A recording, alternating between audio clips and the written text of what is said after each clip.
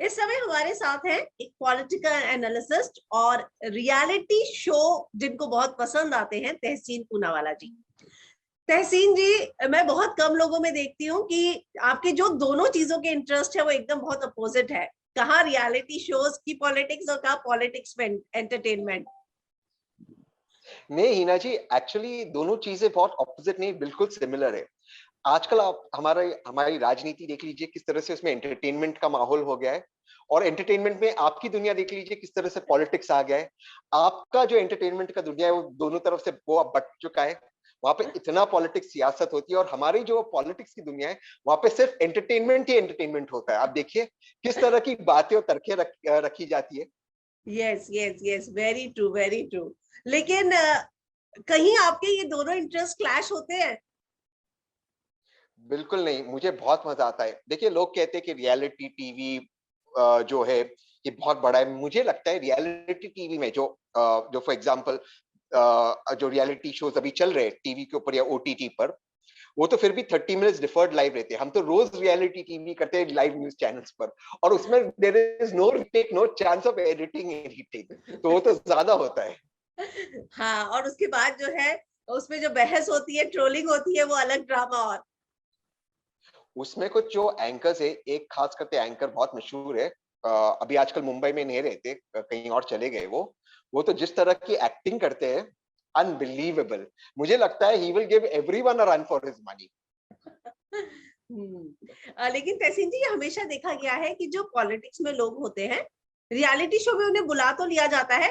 हालांकि मैंने आपका भी गेम शो देखा था, लेकिन ऑडियंस से जो पॉलिटिक्स में आपको प्यार मिलता है, क्या वो एंटरटेनमेंट में मिल पाता है?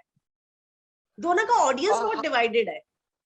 बहुत डिवाइडेड है। एंटरटेनमेंट का जो जॉनरा है उसका ऑडियंस बहुत ही अलग है, और पॉलिटिक्स में जो जो लोग न्यूज चैनल्स देखते हैं या इन चीजों में जो रुचि रखते हैं, बहुत अलग ऑडियंस है। लेकिन मुझे लगता है कहीं ना कहीं कुछ ऐसे फैंस होते हैं जो ट्रांजिशन करते हैं, और ये जरूरी है कि हम ये जाने कि हमारे देश में, हमारे दुनिया में इस वक्त क्या हो रहा है। I think it's very important. तो आई थिंक ये ट्रांजिशन हो रहा है, खास करके ओटीटी प्लेटफॉर्म, क्योंकि ओटीटी पे जो कंटेंट आ रहा है इस वक्त, it is so connected to what's happening in the country. तो I think that's a fantastic medium. Yeah very true very true. तो आप मैंने सुना है बहुत जल्दी ओटीटी में डेब्यू करने वाले हैं, और जिस तरह की आपकी पर्सनालिटी है, मुझे लगता है टॉक शो तो आपके लिए एकदम परफेक्ट होगा। हाँ, तो इस वक्त आई वोंट डिनाई दैट कि OTT is a medium that I am exploring, and it's a fantastic medium. मैं सोचता हूँ कि ओटीटी, मैं जानता हूँ कि ओटीटी फ्यूचर है इस देश का, क्योंकि इतने युवा है हमारे मुल्क में, इतने वो लोग कंटेंट चाहते हैं। And I think something like a talk show will suit me, तो I am in talks with a couple of people for a talk show in OTT. Okay okay. तो आप जब टॉक शो को explore कर रही हैं, तो किस तरीके के आप टॉक शोज करना चाहेंगे? जैसे कि आपने बोला कि आज का यूथ जो है, उनको पता होना चाहिए कि देश दुनिया में क्या चल रहा है, जबकि बहुत कम लोग जो है इसमें इंटरेस्ट रखते हैं। तो आप प्रेफर करेंगे कि इस तरह का टॉक शो हो, या फिर कि पर्सनालिटीज के, अलग अलग पर्सनालिटी के इंटरव्यू बेस्ड टॉक शो हो? तो आप किस तरह की अपॉर्चुनिटी एक्सप्लोर कर रहे हैं? जिस कंटेंट के बारे में हम इस वक्त डिस्कस करें और बातचीत कहीं आगे तक अब चली गई, उसमें दो सेक्शंस हो गए। एक होगा कि जो इस वक्त हमारी देश के जो देश में और दुनिया में जो खबरें हैं, जो न्यूज हो रही है, उसकी जानकारी देना, but in an entertaining fun way. Research अब बता रहा है, जैसे अमेरिका के अंदर बहुत सारे जो लोग न्यूज कंज्यूम कर रहे हैं, वो न्यूज चैनल से कम ओटीटी और एंटरटेनमेंट और लेट नाइट शो से ज्यादा न्यूज कंज्यूम कर रहे हैं। So something like getting a late night show, जहां पर आप जो उस दिन देश में हुआ, दुनिया में हुआ, एशिया में हुआ, उसके बारे में आप बात कर सको, उस चीजों को ऑनेस्टली रखें, no post truth but in an entertainment manner. And second, उसी शो के दरमियान सम पर्सनैलिटीज उनके अलग साइड को एक्सप्लोर करें, उनकी जो उनकी जो अलग अलग रुचि है उनको एक्सप्लोर करें। तो इस तरह की चीजों पर बातचीत इस वक्त चल रही है, लेकिन फाइनल ड्राफ्ट अभी बना नहीं है, फाइनल शेक अभी लिया नहीं है। बट इट साउंड्स ग्रेट, हाँ। It sounds great because I think there is no such platform for it in India at the moment. So I think it will be fantastic. तो चलिए, बातों बातों में अब आपके मैं एक टास्क ही दे देती हूँ। तो फिर आप यूक्रेन और रशिया की खबर को अगर बताना हो इस वे में कि लोग समझ सके, और आप सोचिए अगर आपको टॉक शो में टॉपिक दिया जाए, तो आप क्या कहेंगे? क्योंकि आजकल आप अपने व्यूज उस पर रख रहे हैं। हाँ, तो इस वक्त ऑफ कोर्स सबसे बड़ी खबर आज की जो है कि रशिया और यूक्रेन के बीच में युद्ध चालू हो गया। तो I think in a funny entertainment manner अगर इसे रखना हो तो ये रखा जाए कि इस वक्त जेन्युइनली एक पाकिस्तान के जो प्रधानमंत्री इमरान खान वो इस वक्त रशिया पहुंचे हैं और उनका वीडियो वायरल हो गया है। तो रशिया पहुंचते कह रहे हैं कि it's such a fun time to such a great time to be in Russia. वहां पर युद्ध चल रहा है और पाकिस्तान के प्रधानमंत्री रशिया जाकर पार्टी करने की सोच रहे हैं। मतलब इससे बड़ी चीज और क्या हो सकती है। तो obviously if I was doing a show because this is off the cuff, so I would play that video, I would make fun of Imran Khan on that particular issue कि हाँ युद्ध चल रहा है, लोग मरने वाले, देश में क्राइसिस है, हमारा स्टॉक मार्केट क्रैश हो गया है, तेल के दाम बढ़ने वाले, पाकिस्तान जो एक बैंकरप्ट कंट्री है जिसके खाने के पैसे के पास पैसे नहीं है, उनका प्रधानमंत्री वहां जाके कह रहा है what a great time to be in Russia. मतलब आप सोचिए कि वो क्या सोचता होगा कि वहां जाकर रशिया इस तरह की बातें कर रहा है। तो थॉट प्रोसेस वाकई में think about the thought process. दुनिया में क्राइसिस है, तेल के दाम 100-200 हो जाएंगे, पाकिस्तान वैसे ही बैंकरप्ट है, उसका प्राइम मिनिस्टर वहां जाकर पार्टी कर रहा है। मतलब कोई लॉजिक है इस चीज में? या ट्रू ट्रू ट्रू। तहसीन जी, ये मैंने भी नोट किया है कि बच्चों को अगर आप कोई बायोग्राफी दिखा दो, फिल्म जो इस पे बेस्ड हो, तो वो उस टॉपिक को बहुत आसानी से समझ पाते हैं, अनटिल अनलेस आप बोलो बैठ के पढ़ाई कर दो। तो जैसा कि आपने कहा कि ओटीटी प्लेटफॉर्म एक अच्छा मीडियम हो सकता है लोगों को एनलाइटन करने का भी। तो आप सीन जी, मुझे लगता है कि वाकई में अगर आपको इस तरह का कोई टॉक शो मिला तो you can be a great host. अब मैं आऊंगी एक और ग्रेट होस्ट के शो में आपके आने की बातचीत चल रही है और वो है लॉकअप। नहीं, lockup honestly the whole country is curious कि लॉकअप में, अंदर लॉकअप में कौन कौन जा रहा है। और जैसे पूरा देश अभी क्यूरियस है, मैं भी उतना ही क्यूरियस हूँ कौन जेल में जा रहा है, कौन लॉकअप में जा रहा है। और लॉकअप के पीछे there two very successful women. एक तो कंगना जिनकी आप बात कर ही रहे host, but there is Ekta and I have to say this about Ekta. Ekta is a visionary.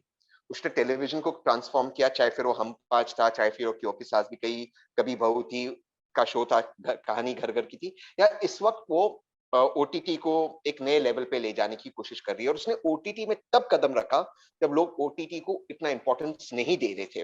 मुझे याद है मैं उसके ऑल्ट बालाजी के लॉन्च में था दिल्ली में। So there are two very successful women. I may disagree with Kangana on most issues, मैं बहुत सारी इश्यूज से इत्तेफाक नहीं रखता हूँ, लेकिन you cannot take away that she's talented and she will bring a curiosity to the show. तो मैं भी क्यूरियस हूँ कौन है इस शो के अंदर। आप हैं या नहीं?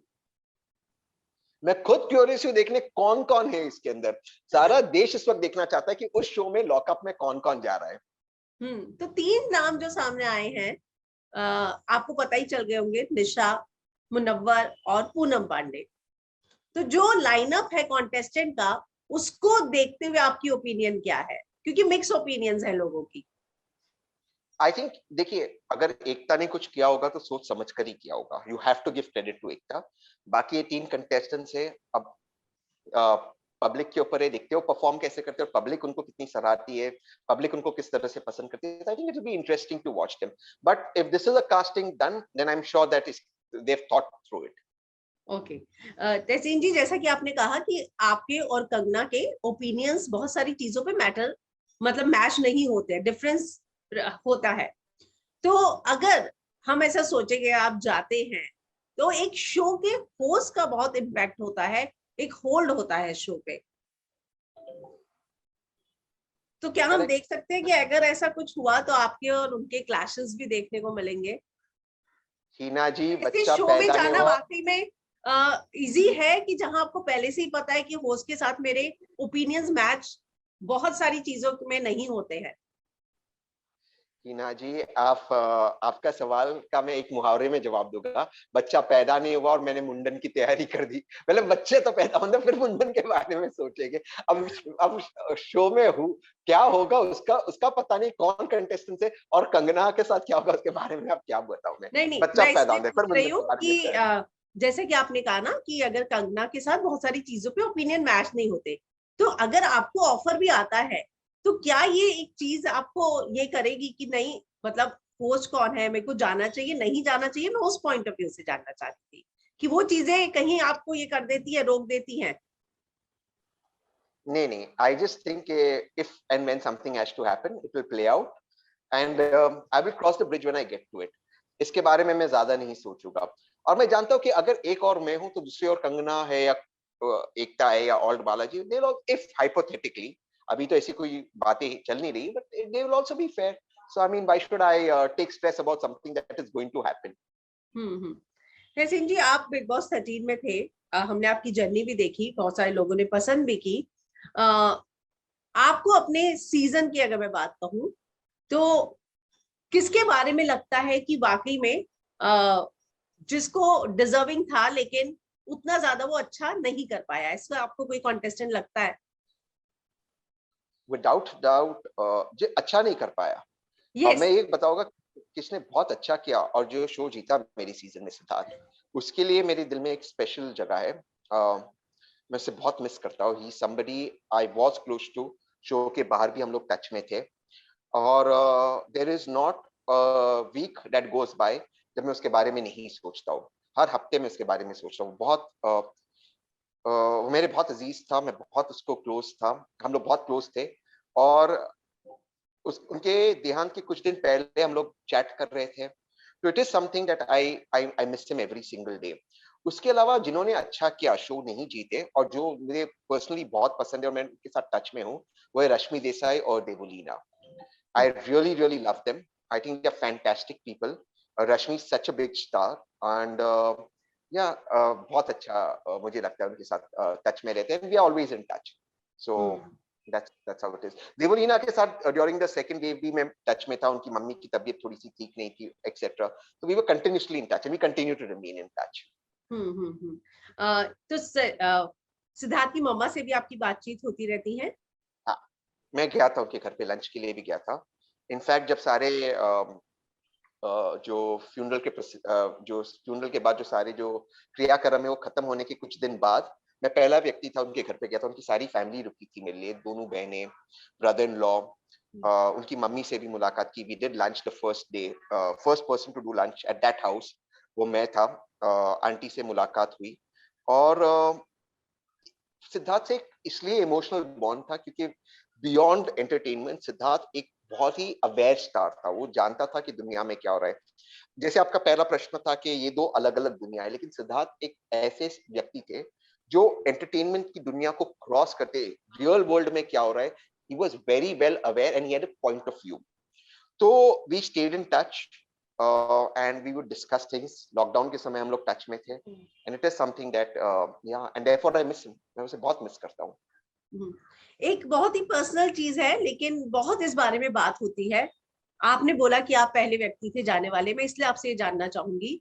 सब रीटा माँ के बारे में हमेशा बोलते हैं कि वो एकदम इतनी स्ट्रांग बनकर निकली, जब भी लोग गए तो बहुत सरप्राइज हुए कि वो बहुत उन्होंने स्ट्रांगली जो है हर चीज को हैंडल किया. तो आपका पर्सनल एनकाउंटर कैसा था? आई थिंक सिद्धार्थ की जो स्ट्रेंथ आती है वो उनकी मम्मी से आती है. I think his mother was such an amazingly dignified and strong woman. मुझे याद है जब मैं बिग बॉस हाउस में गया, सिद्धार्थ सेकंड व्यक्ति थे जो मुझे मिले, and he came and he met me and he said वो मुझे न्यूज़ चैनल्स पे देखते हैं, उनकी मम्मी देखती है. फिर जिस दिन बिग बॉस का फिनाले था, जब सलमान खान होस्ट कर रहे थे, जिस दिन सिद्धार्थ विनर डिक्लेयर हुआ, उनकी मम्मी भी आई थी. और ऑफ कोर्स कंटेस्टेंट्स और पेरेंट्स साथ में बैठे थे. उनकी मम्मी ने मुझे कहा कि she watches me on news channels, और तब से मेरी उनकी मम्मी से मुलाकात हुई personally. And she's a very dignified, classy lady. And इन्हें वो ब्रह्मा कुमारी सेक्ट को फॉलो करती है. उनके मेडिटेशन में वो काफी है. तो मुझे उनसे बहुत इंस्पिरेशन मिलता है. कहीं ना कहीं उनमें मुझे अपनी मम्मी दिखती है, because my mother is a very strong woman as well. So I find her very very touching. And I think ये जो strength आता है, उनकी एक spiritual side है, और spiritual side is amazing. तो अबू मालिक, they are all doing well. They're doing well in their careers. So I think that's good. आखिर में बस जानना चाहूंगी, हिंदुस्तानी भाव भी थे आपके सीजन से, if I am not wrong? Vikas ना, या वो भी बहुत ज्यादा इन्वॉल्व रहते हैं इन सारी चीजों में, पॉलिटिकल चीजों में, उसके बारे में क्या कहेंगे? बस ये देश एक आजाद देश है. सबको अपना अपना स्टैंड लेना चाहिए और देश के लिए स्टैंड लेना चाहिए. अगर वो लेते तो अच्छी बात है. मैं वो क्या करते हैं, आई am not aware politically, but जो हमारा एक व्हाट्सएप ग्रुप है तो उसमें वो है, और एक दो बार उन्होंने कांटेक्ट भी किया. तो you know, I just wish him the best. जो भी वो करते हैं, I hope he does well in life. Thanks Tehseen हमसे बात करने के लिए. Thank you and all Leena. The best for your new show. Thank you so much. Thank Thank you, you. Thanks, bye. See you.